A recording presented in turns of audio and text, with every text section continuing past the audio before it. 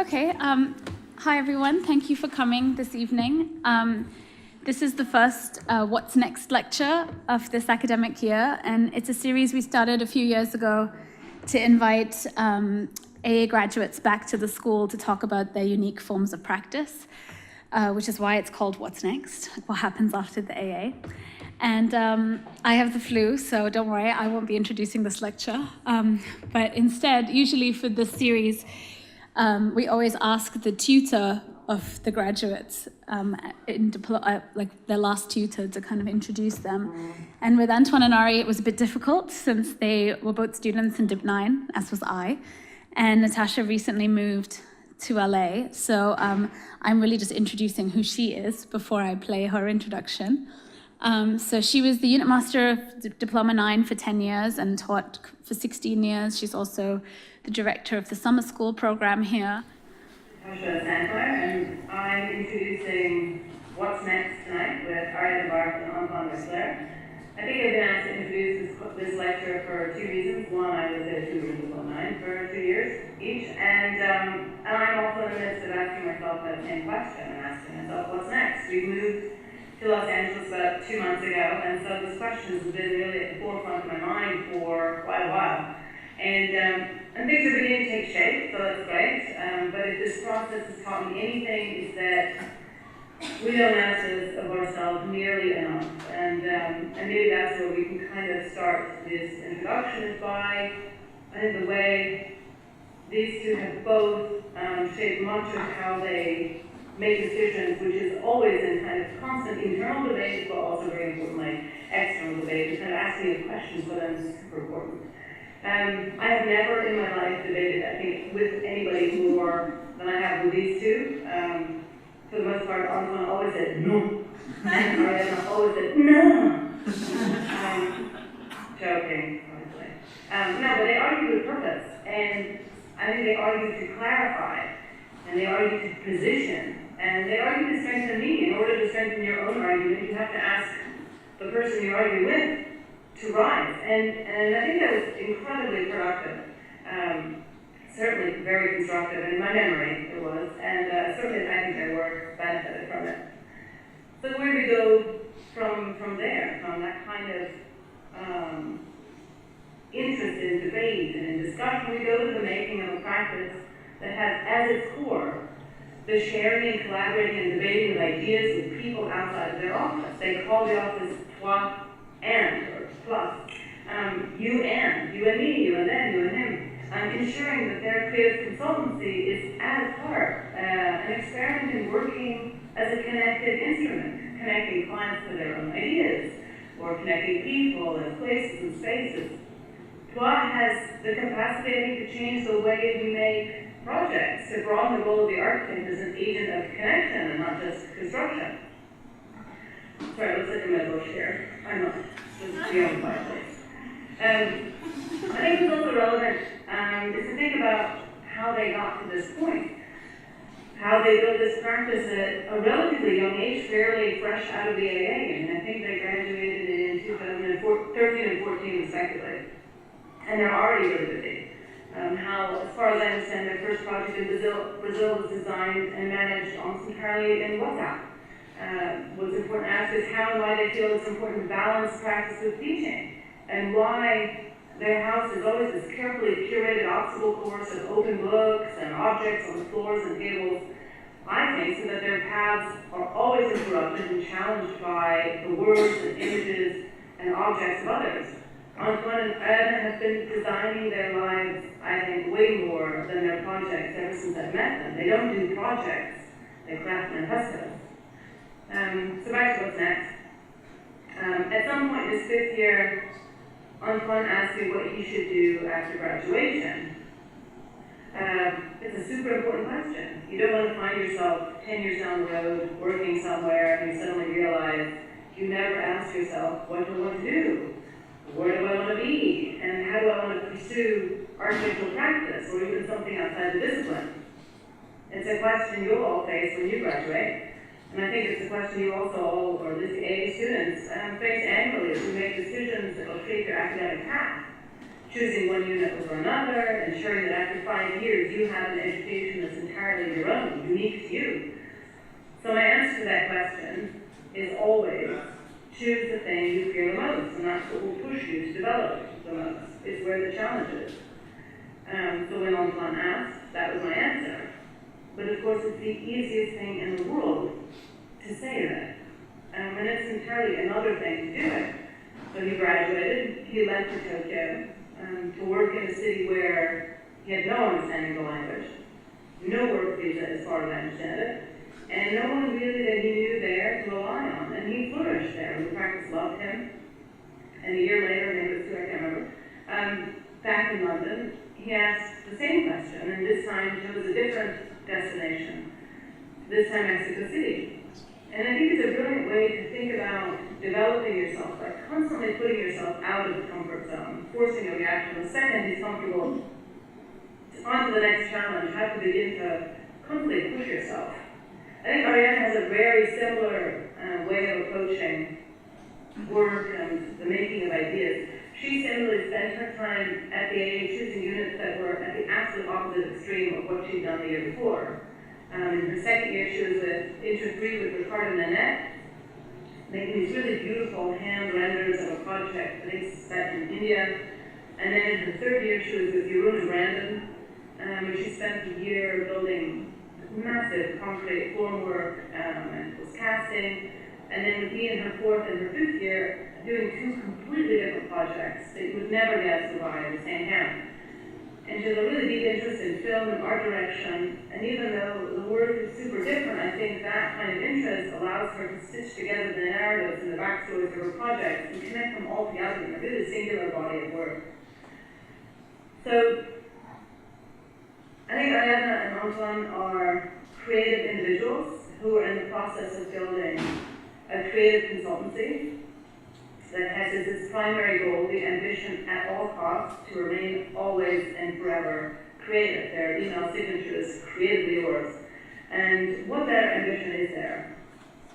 With that, please welcome Antoine Vaxelaire and Ariadna Barthe. First, thank you very much, Manijay, for inviting us. Thank you for all of you for being here. It's really a pleasure and slightly absurd. Not so long ago, we would be sitting there and not on this side of the room, but it's really nice to basically share what we've done, as Natasha said, since we graduated 2013 for me and 14 for Ariadna.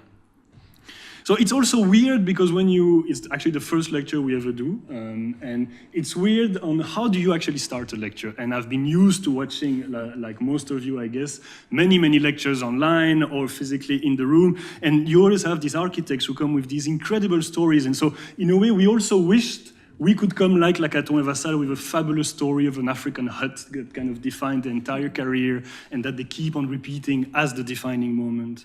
We wish we had published an incredible manifesto or retroactive manifesto straight after this school, and that again kind of embodies everything we're going to then develop as architects. Or we wish we had won a major international competition within these walls again, like FOA did. Well, we haven't. Honestly, we really haven't, but still we stand here, still we perform as architects, but we have not built any hut anywhere in the world, we have not published any major piece of work, and we have not won any international competition, nor national, nor local, nor any competition ever.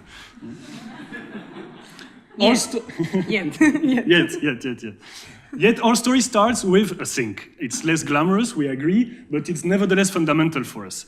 And the sink, let me tell you, it's a project we had in Brazil, the one Natasha mentioned, indeed designed through WhatsApp because we were both employees in Mexico with no time to travel around, but still we were sending the drawings over email, receiving constant WhatsApp updates every morning to which we would answer, and one morning we did receive the famous sink that would go into our beautiful design. This is like the white elephant of the room. You do not want the white sink from the shop next door. So we kind of intuitively, actually, I remember at a distance, answered on the same WhatsApp group, no way you are buying these sinks to put in what we believe were incredible designs, but you will build your own sink. And this kind of reaction we had was, how can we make sure the client owns the project beyond the fact that he paid for it? How can we make sure the client builds a story behind the project that he's going to inhabit every day? How do we make sure that when he uses any sink, it's a hotel that he's building there? Anything that he's using, how do we make sure he has some sort of relationship? So we both came up with the same idea, and the next day they send us the same. Whether you like it or not is not the point. What we liked here is the story behind, because not only they live on the beach next to water, they had to buy a bit of cement, play with their kids for an entire Sunday, and every room in the hotel now is furnished with their own sink. When we say creatively yours, that's what we mean. And of course, the question is, how do we make this a scalable concept? How can we apply this to other projects, different locations, and at a larger scale? How do you make sure architecture is not only delivering objects, but creating stories behind to which clients can really attach themselves? That client can really see at the end, not the product of an architect, but the product of their ambitions and dream. So this is what we're going to do tonight. We're just going to share 12 stories that we've lived since we graduated. Some are directly architectural, such as projects, but other you will see are way more anecdotal. Others failures we had, others are struggle we had, and it's really what Natasha explained in the introduction. There are stories where Ariadna and I try to challenge what it is to be an architect, and especially what it is to graduate from the Architectural Association, which is not any school in the world, in the sense it does not create great employees. It creates something else, and we are still trying to understand what exactly it is that it creates. Great employees too. Also fantastic employees. Ariadna is going to start with my dear architect drew me a bungalow. So yeah, Dear Architect Drew Me a Bungalow is one of our first stories, and the location was Barra Grande. It's 3,370 kilometers east from Brasilia. And this is our client, Hervé, an incredible cooker, a chef, and addicted to kite surfing. So he decides to move with his wife, which is a yoga teacher, and his daughter, to look for this paradise, and this paradise results to be this. Here at the very end, you can see a fisherman hut that he restored himself and he converted in a restaurant. And around this hut, there's a very big garden, and this is where we enter. He commissioned us to build a big swimming pool, huge swimming pool, and up to 10 rooms to create a posada. And these rooms, well, so obviously, through these conversations, we understood what Hervé wanted was a place to retreat, a place to live with tranquility and to create his little business. A place where he could embrace nature in a very sauvage way, and the architecture had to do exactly the same thing. So how we can create a system in order to embrace nature and to create something that is cheap, something that is flexible, because he didn't know if he wanted 6, 7, 8, 9, 10 rooms, and at the same time create something very exclusive to everyone and each of us, because we all perceive nature in a different way.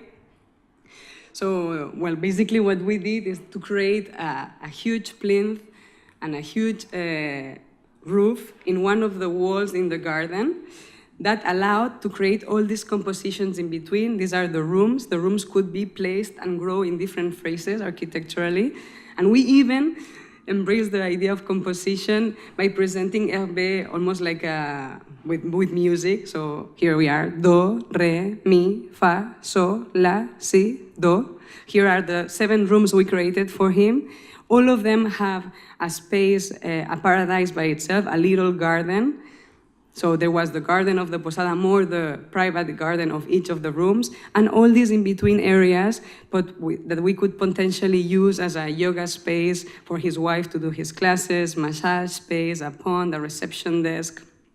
So here we have the red room, the split tower room, and our favorite, the blue room. And this space in between that is created. All these with local materials, palm trees, banana trees, mango trees. And yeah, well, sadly, this project was not built. So all this presentation to tell you that this project was not built, but it helped us to make Hervé see that what he really wanted, which was what he desired the most, which was not a plinth and a roof and all this room, but he wanted just bungalows. So then we continued this work with him through WhatsApp, as you mentioned before, constructing these bungalows in a day-to-day conversations basis. While we were at work, he will send us a WhatsApp, look, Ariadna, this is not working, what do I do? Antoine, this is not working, what do we do? And then we will answer with a very quick detail of how it would join the roof with the window, and he will build it. He will be there orchestrating the entire site. These are the bungalows with local builders. And so for us, it was not really about materials, as you can see in this image. It was about scale, about configuring these bungalows within this garden, about organization, and then the materials, it was something that they will choose, whatever it was more affordable for them, whatever was close to them, close to the site. And here is Hervé having a daiquiri in his swimming pool. So this project is important for us because it's the first project. So I guess the first project is always kind of special, however it looks. And that's the same project where the Sing story happened. Yeah. So at that point, we are still in Mexico. Ariadna working for Foster building the airport, me working for a local firm doing other projects. And that's the moment we decide that's it. We cannot take it anymore. We have to fly on our own. We want to speak for ourselves. Let's find a name for our office. We go, as we always do, to a nice Japanese restaurant around there, and we go look for inspiration with Godard. Ariadna and I met speaking English. We now speak French mixed with Spanish. It's a new sort of invented language, but we do have this love and play on words, and our name is really coming from there. Looking through Godard, which is an exercise we do many times on our project, we find this slide, Toi Histoire. Toi Histoire means you history, and this is really an attitude to have as architects, and DA gives you this, is that you need to challenge history. History is not an abstract thing that is given to you as such to be learned, but it is really something into which you need to insert yourself. And so Toi Histoire, we knew from that moment onward, it would define our practice. We would only do that. And then playing on the words, we continue using French. We use the toi as you, but you add a T, it means roof. And suddenly we find a formula that excites us as an architecture office. It will always be the balance between you as an individual, be you the client or the user, and the roof as the architecture, fundamentally using architecture to serve your needs. Yeah. So that's the moment you get really excited, you find your logo, you spend way too much time doing things you should not be doing, you go around the world to explain your incredible project, you're going to conquer the world, build a collaborative office with many friends in every country around Europe. You explain Barcelona, Brussels, London, Copenhagen, Tokyo, Mexico City. This is really the moment you still believe you can change the world. And that's the moment you have to go around. You have to go around and ask for advices. People who have done this before. You ask around for other architects, other friends, other students, teachers, lawyers, bankers, anything you can ask an advice to, you ask it. And then sometimes you get lucky and you get an advice like we received. So we go around with all our nice little portfolios, believing to be a good architect is completely enough to be successful, which is not the case. And we stop upon a lawyer in Barcelona, who later became one of our clients, but who tells us very precisely, after listening for 1 hour of naive speeches, look, the vision you embody into the logo, the toit and the roof, are not built up from the roof down. That's not how it works. It's built from the ground up. And so there is no way to embody a vision in one day. It has to take time, and it will take time, so don't be afraid. And he says, stop changing the world without having any work. First work, then work harder. For sure, make sure you get paid. Make sure you manage to save the money with which you were paid. And at some point, we might discuss again to actually change that world. So this is exactly what we did. We opened our practice exactly 1 year ago. I think we are, in a week, it will be exactly 1 year ago. Worked on more than 30 projects. This is the first day we have constructed what we call the solid ground. The solid ground is not architectural intuitions and belief, but it is find a good banker, a good consultant, a good contable. And this is the day we signed the contract of our company, slightly freaked out as we were not in known territories. Expensive as well. And then make sure your bank account stay as floated as possible. So another story, the icing on the cake, you will know why. La cerise sur le gâteau, we say in French. Mm-hmm. This is a housing project in Badalona. Badalona, as much as Barcelona, is a city from the Roman Empire, but not like Barcelona. It's a bit more small, it's a bit less popular, it's a bit less metropolitan, it's a bit less everything. But still, it shares with Barcelona the same principles that the Romans created for Barcelona, which is the Cardos, the Decumanos, the Forum. So they are both different cities, but they share the same principles. And this gave us this idea that maybe this project we should present it. This was a competition, a collaboration with Mesura, a team in Barcelona. And we decided to present these competitions not as an architectural piece, but as a sequence of principles.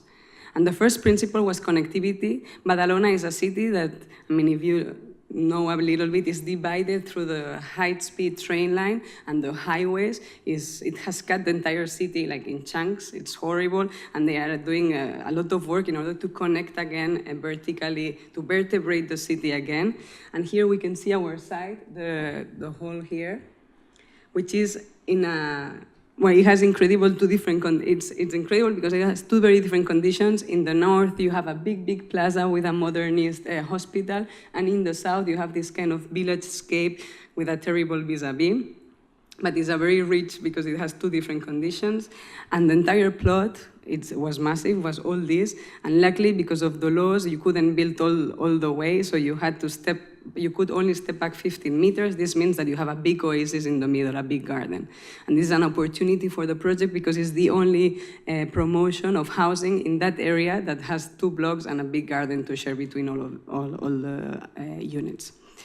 So here the connection comes through the 2 blocks and connects the plaza with the street below and traverses the 2 blocks, traversing this garden, and it was the entry point.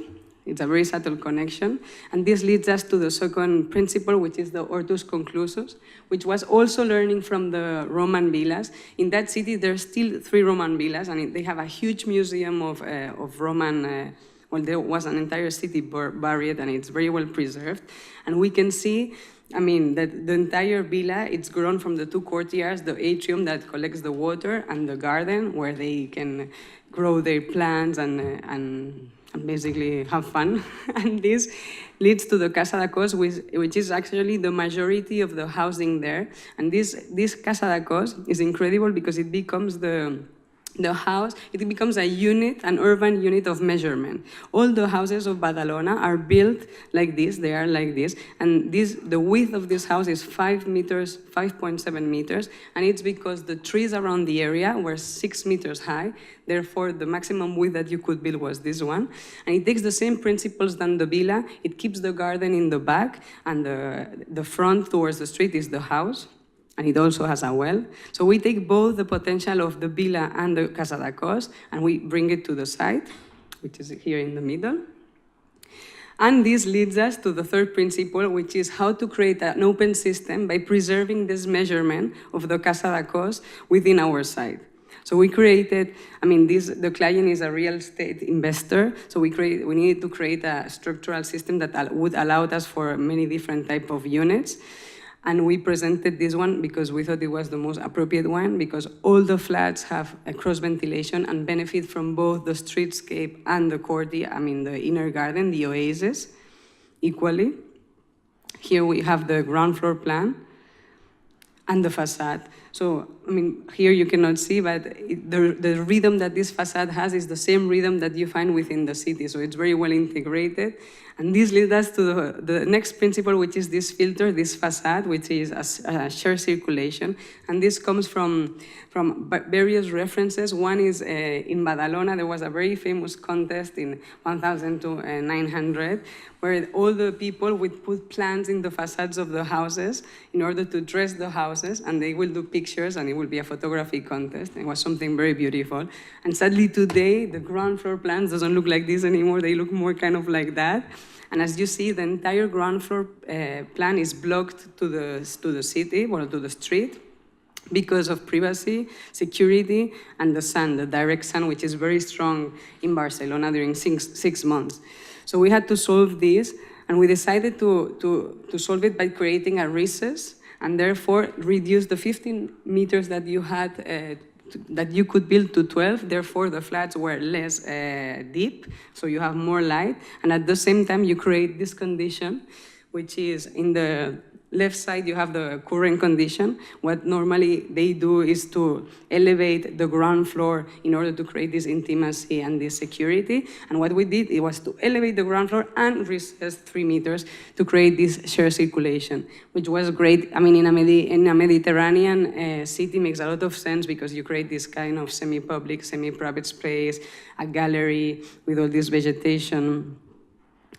And looking inside the unit, we needed also a principle. And the principle of the interior units, we call it the room without name. And again, looking back into history, here you have Johnny Cash in his living room, a very traditional setup. We know it's a living room, there's a sofa, he's playing his guitar. Here we have Donald Judd in America, in his loft in New York, a domestic space mixes with a space of production as an artist. And finally, we see the Steve Jobs in a room. We don't know if it's a bedroom, if it's a kitchen, if it's a living room. It could be anything. And this gives us this idea that ambiguity is the new flexibility. Therefore, by dividing all the rooms in equal spaces, there's not a function assigned to the room. So any room can be any activity, any program could happen in any room. Sorry. So here you see the basic unit divided in the 6 spaces equally, and in the right the balcony, private balcony, and the left the shared circulation. And in the central area we located the cores and the wet areas. And we played this game to the client that he could draw his own house. So if you are a single person, you could live like this. If you're a couple, like this. If you are a small family, like this. A mid-family like this, and a big family, then you would take 2 units and it would become something like this. So still allowing this flexible for the promotion of the units. These are the interiors, different configurations. And the ground floor plan, which was a bit exceptional because by doing the recess, we gained 1 more meter in the south garden, which, it was very good. And we also, we always like to do these things in presentations, which is to provoke a little bit the client by making mini statements. And here we were comparing Badalona with Brooklyn, and we were saying that Badalona will become the new Brooklyn. And we love this quite a lot, because now Brooklyn is much more popular than, the prices have risen crazy, and it's almost as popular as New York. And it has the advantage that you live in a metropolis, but still you have this kind of village-like oasis and spaces, big spaces that you can enjoy. And again, this is very painfully much. Once more, we fail. And we fail, and here it comes the title again. We forgot to put the cherry in the cake. And the cherry in the cake, the icing in the cake, in that case, was to create value. And not an architectural value, which was not so difficult for us, but an economical value in this case. And this is the winning project. This is Barosi's Viega model. And basically, we decided to create a communal roof for the community, but you already had a communal garden somehow. And what they did is that, because they have much more experience and because of the law, they realized that by tracing 2 lines like this, and you are allowed to build a rooftop like this, you could use here this space to create an extra room. And this meant more square meters. This meant more money. This meant that they win, we lose. And that's the end of the story. No. So what's the conclusion here? That there is no good architecture without the creation of value. And so first, square meters and then design. And this other project relates a lot to this. Yeah, that's exactly another much more recent. This is about 3 months ago. And it's exciting for us because the client here approached us, asking us not only to look for a site, but to negotiate the site and buy it on his behalf. So this is Raval, the entire. It's a neighborhood of Barcelona, which is on the edge of what is called the Old City, so the Roman settlement with the wall.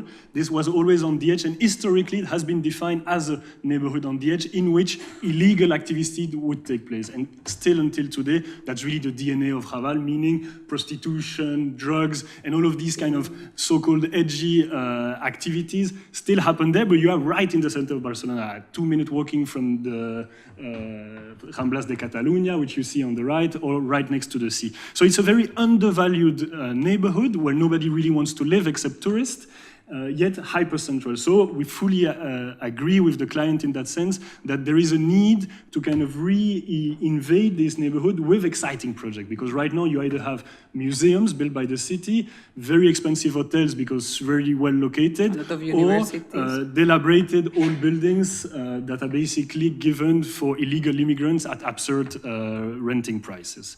So with the client, we are kind of not only, so now he has acquired the plot of land, which is extremely extremely small. We are speaking 50 square meters footprint on 5 levels, so it's a very 5 meters then. Yeah, it's really a surgical insertion in the city. But what's exciting for us as a practice is that we do not behave as architects, but as business I mean, we have to basically propose the business from which he will make money out of it. So we are facing now the idea that we do not have to do architecture, which we also do on the side, but that's not really the job at the moment. The idea is to propose to him 2 concepts. Either one, it's to build housing, which is the typical Barcelona one. You put on Airbnb, you have a great 15% return on a yearly basis, which we refuse, and the investor as well, because it does not create value, as Ariadna said, neither for the city, nor for the local people, nor for him as an investor who wishes to create quality architecture space. But what we learn from it is that actually try to reduce the scale of what you try to rent. So don't rent a flat, but rent a room, like a student room. So you go from 35 square meters to 16 square meters.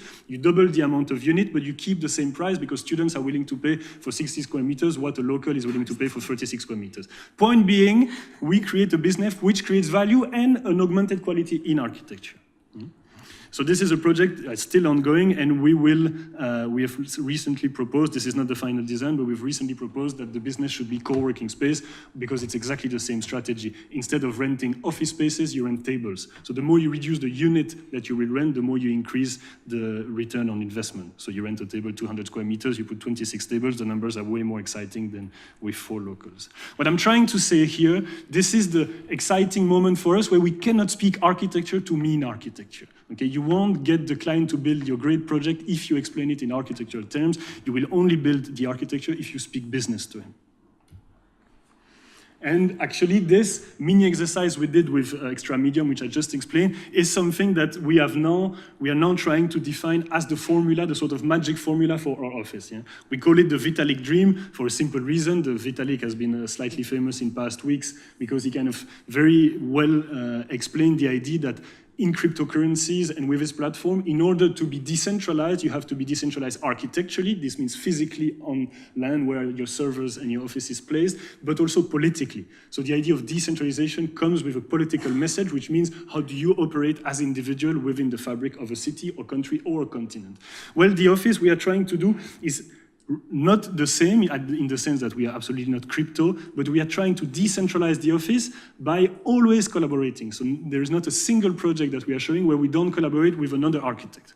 This means that we suddenly don't behave as architects, but as creative consultants who help the architect construct the project. So that's the architectural decentralization. We have many collaborators. One is actually sitting in the room, many collaborators around Europe with who we do more projects. Yeah? And the formula is simple. How can Ariadna and I be at many places at the same time? How can we do more projects in shorter amounts of time? And of course, with a smaller fee on each project, so you don't get your habitual 12%, but that's a negotiation you do with the local architect. And suddenly, you are faced with the fact that in order to reach financial sustainability, you just need to increase the amount of work you do. Yeah? And so this, for us, is a very exciting moment where you basically, in 1 year, do 3 times more projects, but you're involved in them for a way shorter period of time. But yet the presentation all the presentations we are sharing with you tonight are the presentations we actually present to our clients, so directly. Yeah, we play the game of transparency. And this actually is a funny story because it happened last Tuesday here at DA. And so on Monday, I sent an offer for a new project. And as you always do when you send an offer, the next day you most probably receive a phone call where you know it's the client and they have seen the number. Yeah? They are obviously very upset and you need to deal with the thing. You're panicking a little bit because you don't know how to do it. The client gets confused, and that's the moment you give the convincing argument that you're an architect, they really need you, and you're going to build a great project that will create value. The client hesitates but kind of accepts. And this is when you give the closing argument, pay me 6,000 euros and I will make you worth 60,000 euros because I'm such a fundamental architect. Client is highly satisfied and you panic. And you freak out. You freak out because you have to do the numbers after the phone call. Yeah, exactly. You make the numbers and it goes like this. For a concept phase that takes about 4 to 6 weeks, you ask for 6,000 euro. You remove everything you have to pay from tax, employees to the model and the renders. You're left with less than half, to which you want to be paid correctly, not abuse, 100 euro the hour, 27 hours, 3 days to make the project. This means that we have to do the project in 3 days. You work a single hour more, you lose money. It's as simple as this. So if we do the reverse engineering and we ask for the luxury of working 6 days on it, which is still not enough for such a project, you go to 10,000 euros to ask to the client, and you can imagine the reaction, we don't have a project. Well, this is concept stage, so you could do it in 6 days. So the idea is this, is of course, we don't mean make absurd fees, you have to go through this process, and it's about the phone call. Don't be afraid of the phone call, embrace the phone call, explain what you do, explain what it's valuable, because it is actually valuable, and this client specifically completely understood, they fully agreed at the end of our conversation. Don't be cheap ever, which is a mistake we made for 6 months. Work fast, 3 days rather than 6, and embrace the phone call. This is really you, I could say, but it's really you. This is something Natasha sort of mentioned in the introduction, but it's the idea, and that's, I have to say, it's amazing with the AA, and Maria, who's in the room as well, made it possible, is the idea that as a student, you can directly start to teach. Yeah? And basically, it means that very quickly you are given the tools and the possibility to try your theories. Yeah? And this is something that Ariadna and I fundamentally believe in, is that you should live the way you think, the way you draw, and the way you behave as an architect. So this, if this is our house that Natasha mentioned, this is our office. They are equal in attitude and in performance. This is the way we teach in summer school. We do with the students what we do in our houses. This is with media studies students.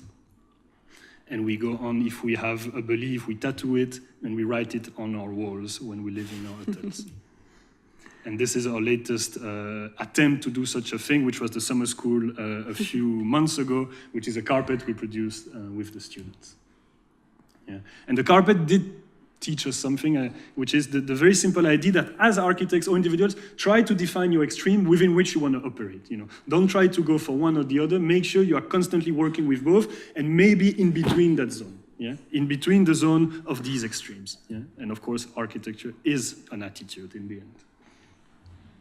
And the Lord Radio is an incredible mini project, and it's located in New York.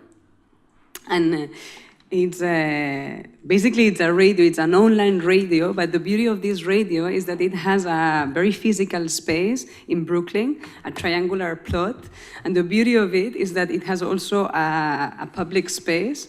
So here, this is a screenshot of the website. If you Google the Lord Radio, you will see the DJ who's playing right now.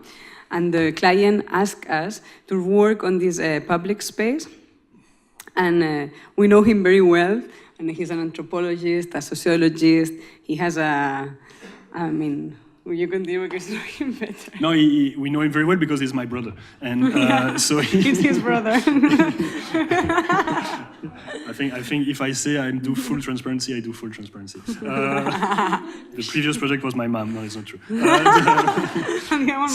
But he did study anthropology and sociology, had a deep love for art, and I have a common shared love for Sol Lewitt. So the idea was to try, how can we use, I mean, once you have a great client like this, you use it basically. You don't let it go as any other client. So we kind of question ourselves, how can we make a Sol Lewitt not in the museum? So if Sol Lewitt would be doing wall diagrams and wall drawings, can we make ground drawings, ground diagrams? Yeah? So this is what we send the client, a very direct copy of Sol Lewitt's drawing, a formula that the client could apply himself on the land. So this is the Lord Radio. The black box is a container within which is divided in two. On one side, you have a coffee that finances the electricity and the internet. For the other side, which is DJs playing. So we construct the anchor that fixes the site in the urban fabric. And then we create, if you can see, all these dots, which is really the Sol Lewitt attitude. The client can draw himself all these dots, upon which he will then convey the message. And the message is that it's an island of resistance within Brooklyn. It's an island where none of the it's not a business to make money, it's a business to share values around music. And so within that grid, we've proposed a set of DNA modules that can be arranged according to any given desire. So it's really a very small variation on a simple module that can take any shape. And it has this beautiful tradition of a local shop, which is the idea that at 7, 8, or 9 in the morning, you go to open your shop, and it's part of the ritual. And so we wanted to kind of magnify the ritual of my brother opening his radio every morning. That's the closed public space. And as you move it, it opens and it welcomes people in. It's a very subtle change that somehow we believed embodied the fundamental aspect of the radio, which is a place And that's the moment we help the client understand, which is very rare to have public spaces in which you do not have to buy something to sit, in which you are provided with the best music in the world for free. The DJs are not paid and they come there because they want to be there. And this is really to be seen, again, as an island of resistance. And this, we would like to share the basic idea. It's a project that has something we try to do in every project, with the idea that you should always create, resist, and reveal. Create a form, I don't mean shape, but I mean a form as an architect. Resist, which is make sure you put in place a set of rules that allow you to resist the contamination that happens around you, whether creatively or financially.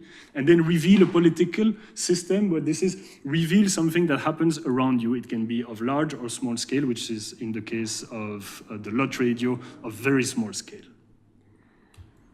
Do you want to do this one?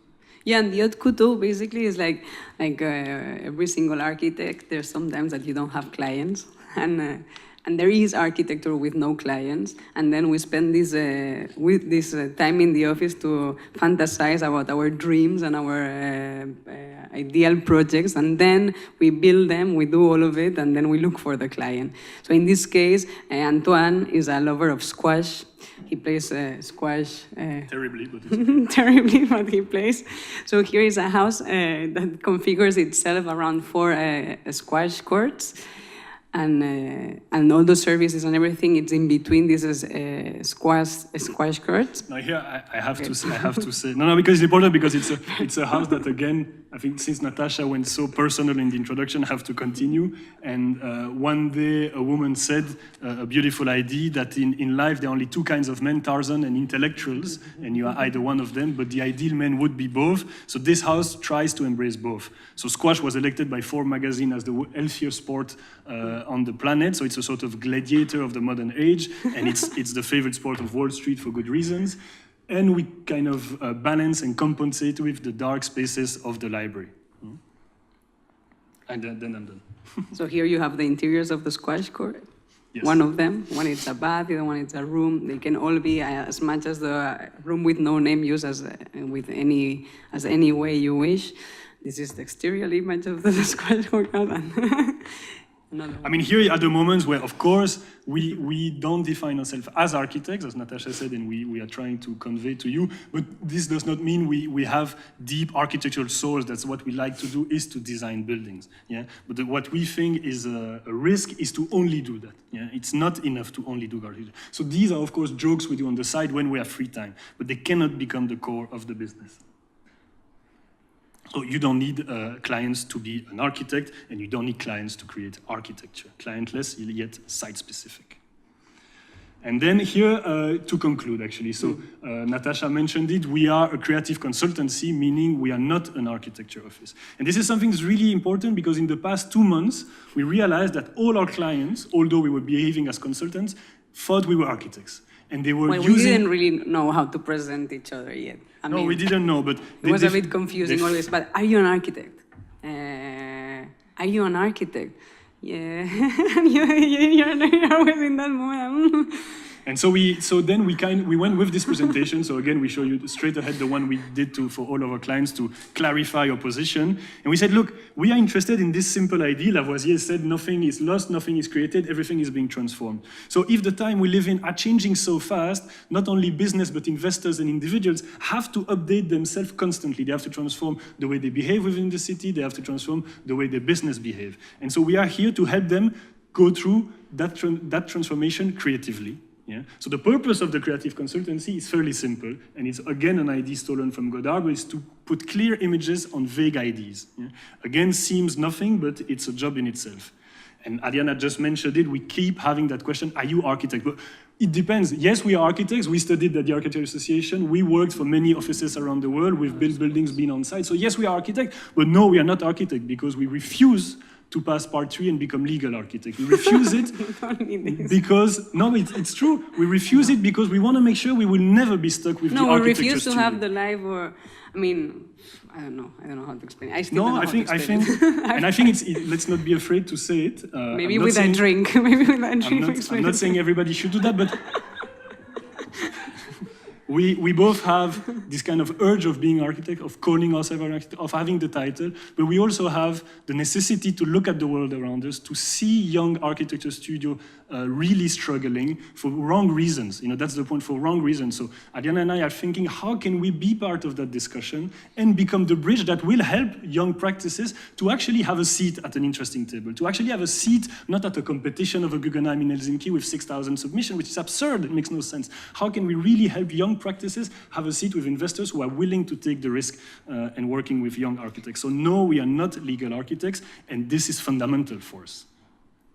And so if this is the typical formula of a client and his architect, they sign a legal and financial agreement with you to deliver a building, we believe that the anteproyecto in Spain or the concept phase in other countries should be given back to the client, because investors today, and I'm not speaking of large public buildings, but of private investment, which for now on a smaller scale in Europe, but could we give back the concept phase to the client? And this is where TOI, our office, wants to operate. We want to work hand in hand with the client to produce the concept, yeah?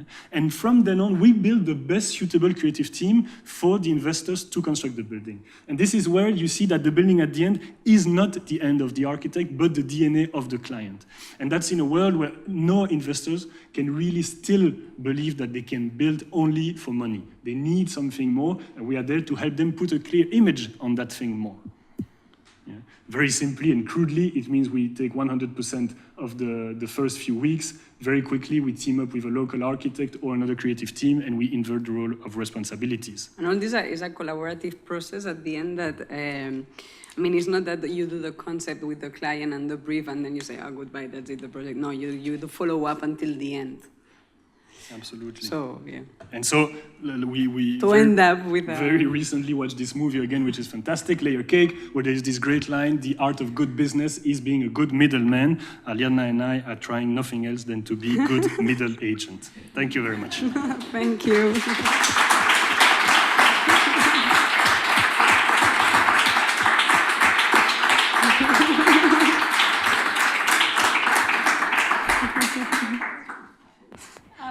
We hesitated to say no question, but we're not going to do that. Well, thank you both. I think it was a very honest and transparent lecture, but I thought that the nice bit was each of the 12 stories had a kind of lesson that you took away from it, which is really nice as a young practice, and with potentially lots of other young practices or future practices in the audience, to share that with them and to kick off the question portion of the evening before we all go and have some much needed drinks. There are drinks afterwards, you should stick around. I wanted to ask you, like, if these are all the lessons you've learned in the kind of short time that you've been in practice and trying to figure out a kind of more adaptable role within a changing profession for architects or creative consultants, what's the biggest lesson you learned from studying at the AA? Or if there was like a 13th slide or a 0 slide, what would you each say it was?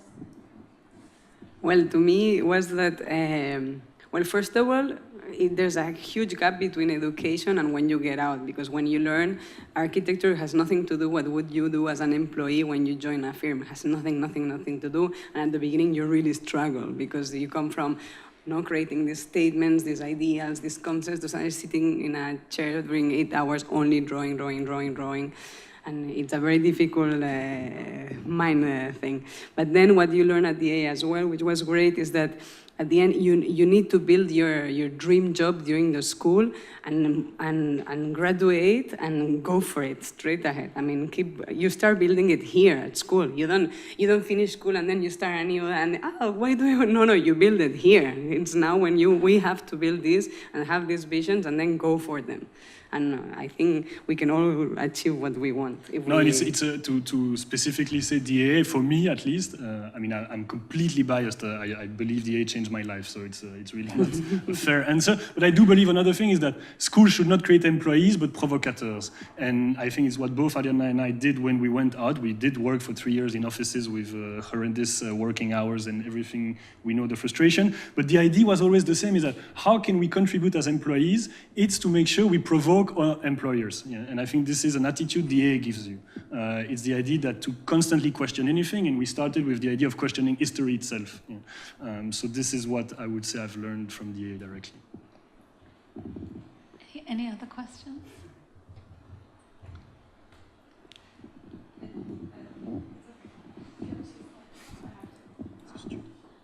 I actually want to know when you decided to come back and teach. What made you think, did you always know you wanted to come back, or when was it that just like... I studied in Switzerland before I came to DA, so very classical education, drawing by hand details. And I was told very early on that a so-called good architect should be able to write, therefore publish, build, and teach. And I think it kind of stuck in my mind. The writing part has been completely forgotten, but the teaching for me was fundamental. It's to keep a foot in the academia. And without it, it would be very difficult. So again, I think it has to be said about DA is the incredible chance this school allows or gives to young architects like us, is that they give you, if you fight for it, the possibility of coming and teaching at such a young age to try these theories you have. So I think this. So I almost always knew I would like to, but to want is not enough. You need to make sure people support you. Drinks? Yes? Yes. Thank you very much for coming.